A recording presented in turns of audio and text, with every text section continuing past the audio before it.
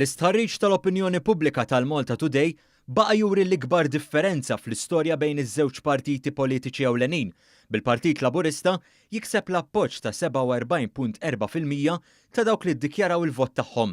Il-Partit Nazzjonalista kiseb 24.8% u 16.3% iddikjaraw li mhux se jivvotaw. Dan it-tip ta' riżultat jagħti vantaġġ lill-Partit Laburista li jisboq id-90,000 vot. Dan huwa kważi repetizzjoni tar-riżultat li kien ħareġ ix-xahar li għadda ftit wara li kienet ippubblikata l-inkjesta eGrant. Dakinhar kienet ċara d-dikjarazzjoni tal-Prim Ministru Joseph Muscat li ddikjara kif din hi stampa li tixhed biss mument.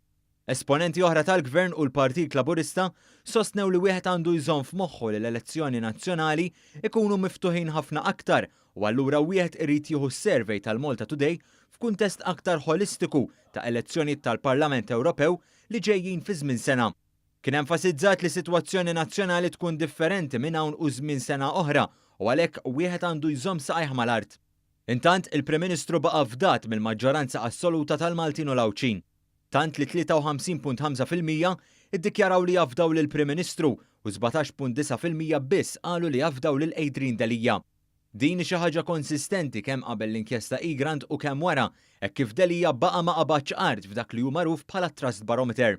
Filwaqt li kważi dawk kollha li fl-aħħar elezzjoni vvotaw lill-Partit Laburista jafdaw lil Joseph Muscat huma inqas minn nofs dawk li vvotaw lill-Partit Nazzjonalista fl-aħħar elezzjoni ġenerali li jafdaw lil Adrian Delija.